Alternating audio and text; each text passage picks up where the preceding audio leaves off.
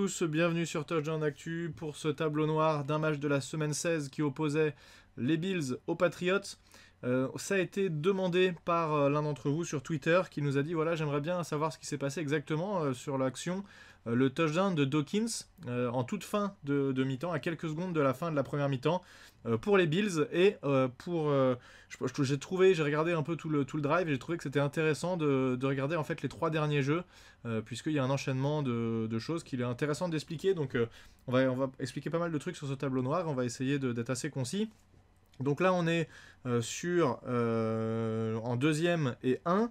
Les Bills sont là sur, vous voyez, les 34-33 yards des Patriots. Et il reste à peu près 15 secondes à jouer avant la mi-temps. Il va se passer énormément de choses pendant ces 15 secondes. Premier jeu que vont faire les Bills. On voit Josh Allen ici qui est en shotgun. Et on va avancer un tout petit peu. Ce qui est important de voir ici, c'est le safety ici qui prend Knox, le tight end. C'est là-dessus que va se passer le jeu.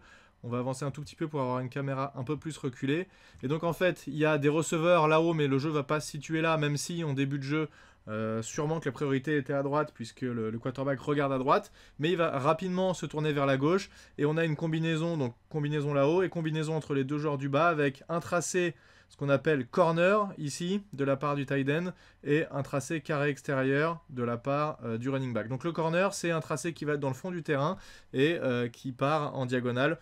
Le tracé opposé au tracé corner, c'est ce qu'on appelle le tracé post, qui va être la même chose mais à l'intérieur du terrain. Et donc là-dessus, le safety qui va, numéro 23, Chung, qui va être un tout petit peu dépassé, pas de beaucoup. Regardez le numéro 88, là, le tight end à gauche de l'écran. Il prend, on va dire, un pas d'avance, mais ça suffit à ce que Allen envoie la passe parfaitement lancée sur un tracé corner comme ça. C'est indispensable que la balle soit lancée en cloche, puisque si elle n'est pas lancée en cloche, c'est gros risque d'interception. Quasiment tout le temps, quand on est en man sur ce genre de jeu, le corner va être entre le receveur et le quarterback. Donc si la balle est lancée trop tendue, c'est un risque d'interception. Et là, elle est lancée parfaitement au-dessus de l'épaule extérieure du tight end, qui peut faire la réception. Alors là, maintenant, à ce moment-là, qui est sur le terrain, la décision est prise que c'est un touchdown. Évidemment, quand on regarde le ralenti, on voit qu'il pose le genou avant, il pose même le coude, et il va s'en suivre une petite décision de quelques minutes avec ralenti vidéo, puisqu'on ne peut pas faire de challenge. À ce moment-là, vous savez que quand on est dans les 2 minutes, c'est les arbitres qui décident s'ils doivent revoir à la vidéo ou pas. Et là, ils vont revoir s'il y a touchdown ou pas. Donc à ce moment, au moment du replay vidéo, il reste 8 secondes à jouer exactement et les arbitres vont décider qu'il n'y a pas de touchdown. Si jamais il y a un changement comme ça de décision, on enlève 10 secondes du chronomètre. Sauf qu'il restait 8 secondes, donc ce qu'ont le droit de faire les Bills ici, et ils ont la chance d'avoir encore un temps mort, c'est d'appeler un temps mort pour ne pas écouler ces 10 secondes et on remet le chronomètre sur 10 secondes. Donc c'est pour ça que même s'il restait 8 secondes, ils posent un temps mort, on leur remet le chronomètre à 10 secondes et ils ont le droit à une voire 2 actions supplémentaires. Donc là ils sont en première égaux, à 1 yard de marqué. Et ce qui va être assez intéressant sur ce premier jeu, c'est que c'est avant le jeu en fait que ça va être surtout intéressant. Parce que vous allez voir qu'il y a beaucoup de switch. Là il y a Allen qui annonce une première motion. Là, le 88, c'est celui qui vient de faire la réception, le tight end qui était positionné en fullback, qui vient se positionner sur la droite. Et là, tout le monde bouge. Donc ça, c'est assez intéressant puisque ça permet, en fait, la défense commence à faire sa lecture, suivant la position des joueurs sur le terrain, de l'attaque sur le terrain. Et finalement, tout le monde change, tout le monde bouge et la défense doit réagir assez vite pour s'adapter. Là, elle s'adapte plutôt bien. Sauf que là, quand même...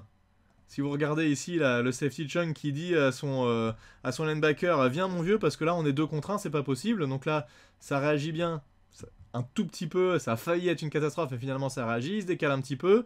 Bon, ils ont l'air pas très sereins quand même, là, les linebackers, regardez, là, il lui fait des signes « Vas-y, mais non, c'est à toi, qu'est-ce que tu fais, machin ?» Donc bon, c'est pas non plus... voilà, ils sont pas sûrs à 100% de ce qu'ils doivent faire. La balle est lancée, et on va avoir une tactique un peu spécifique, puisque... Allen va directement roller sur la droite, c'est-à-dire qu'il va courir, ce qui va lui permettre de gagner un peu de temps, éviter de se faire saquer. Là, ce serait le pire sur un jeu comme ça, de se faire saquer, puisqu'il n'y a plus de temps mort, il n'y a plus rien, et ce serait la mi-temps automatique sans avoir marqué de points. Donc il va roller pour gagner un peu plus de temps. Le lineman à droite va venir bloquer ici. Pareil pour le running back. Et finalement, on n'a que 2 options, puisque tout ce qui se passe sur la gauche, c'est un peu compliqué de le voir. Mais on va avoir un carré ici, juste au niveau de la ligne. Et on va avoir la même chose, mais un peu plus loin. Donc on attaque à 2 profondeurs différentes pour essayer de libérer quelqu'un. Donc on avance un tout petit peu. Vous voyez, le quarterback prend la balle, il roll tout de suite à sa droite. Les 2 receveurs, enfin les 2 tight ends font leur tracé, personne n'est libre, il lance une balle un peu forcée qui est quasiment interceptée et qui finit en incomplétion. Il reste 6 secondes à jouer avant la mi-temps. Alors là c'est intéressant, c'est à mon avis la dernière action, ils n'ont pas vraiment le temps d'en jouer une autre après ça. Peut-être qu'il peut rester une seconde si jamais la passe est incomplète. Donc là en général ce que font les équipes là-dedans, vous savez que si la passe est incomplète, le temps s'arrête. Si on fait une course et qu'on est plaqué dans les limites du terrain, par contre le temps continue. Donc ce qu'on veut absolument éviter, c'est de faire s'écouler le chrono, on veut gagner le plus de temps possible. Donc même si on est à 1 yard de la ligne, la majorité du temps on va faire des passes. Donc là la formation elle est un peu spécifique, puisque si vous regardez, on a donc Josh Allen ici avec le centre, on a à gauche du centre le garde qui est ici, et on a un tackle ici, donc là jusque là tout va bien, ici pareil un garde, ici un tackle, sauf que en plus on a le numéro 71 ici qui est aussi un offensive lineman, qui est un deuxième tackle qui est aligné ici. Juste avant le jeu, on a le droit, quand on a un numéro qui est entre 50 et 79, c'est généralement des numéros de O-line qui sont inéligibles, ça veut dire qu'ils n'ont pas le droit de faire de réception de passe. Si jamais on avertit l'arbitre avant le jeu, on a le droit de dire ok, le numéro 71 est éligible avant le début du jeu, on l'annonce ça, et l'arbitre va le dire tout haut pour que les gens dans le stade l'entendent, mais surtout que l'équipe en face l'entende. Donc c'est ce que vont faire ici les Bills, ils vont annoncer attention, numéro 71, on veut qu'il soit éligible et potentiellement pouvoir faire une réception de passe. Les Patriots forcément l'entendent aussi, et le commentateur le dit, il dit voilà, numéro 71, je me souviens plus de son nom, mais ils ont annoncé qu'il était éligible. Donc évidemment, eux là, ce groupe de tight end, ils sont éligibles aussi, il n'y a pas de problème pour ça, mais c'est surtout ce joueur-là, 71, qui est important. Sauf que, là il y a une petite confusion, puisque, regardez, on va avancer le jeu, on va voir, ils vont marquer là-dessus les Bills. Donc là, merci, monsieur le supporter, voilà. Là, ça va être intéressant. Vous allez voir, Josh Allen va faire encore la même chose. Il va roller sur la droite. Donc ça, c'est marrant, puisqu'on a parlé de conditionner les défenses en faisant plusieurs fois les mêmes jeux. C'est ce qu'ils vont refaire la même chose ici. Sauf que, je vous disais que c'est pas évident de lancer sur la gauche, mais ils vont quand même le faire sur ce jeu. Et ça, souvent, c'est assez fatal, parce que c'est difficile pour une défense, quand tout le monde va à droite, de se dire ça va finalement lancer à gauche. Pourtant, c'est ce qui va se passer ici. Donc Josh Allen va partir sur la droite, roller sur sa droite, en ayant conditionné la défense juste avant en faisant la même chose, sauf que il va lancer sur la gauche, et qui va sortir sur ce jeu? C'est Dawkins ici, qui est positionné en tackle gauche, qui va sortir et qui va venir faire une petite réception ici. Mais la confusion, elle est due au fait que le commentateur n'a pas entendu le fait que les Bills ont annoncé que Dawkins était éligible, et non plus Bill Belichick, puisque à la fin du jeu, il gueule un peu, il comprend pas, il demande des comptes à l'arbitre, et en essayant d'avoir un peu plus d'infos, on n'a pas vraiment l'information, mais a priori, ça aurait été annoncé de la part des Bills que à la fois le numéro 71 à droite de la ligne et le numéro 77 Dawkins, les deux étaient éligibles, et l'information n'a pas forcément été bien transmise par les arbitres, puisque les Patriots n'avaient pas l'air forcément au courant. Donc là, regardez, il roll sur sa droite, la même chose, une espèce de mini feinte de remise, mais pas grand chose. Et alors là, d'ailleurs, c'est assez marrant, regardez ici, là, en bas de l'écran, le numéro 73, Dawkins, qui tourne la tête du mauvais côté. Quand on fait un tracé extérieur comme ça, on est censé tourner la tête de l'autre sens. Bon, c'est un O-line, on va pas lui demander de faire des super trucs de receveur.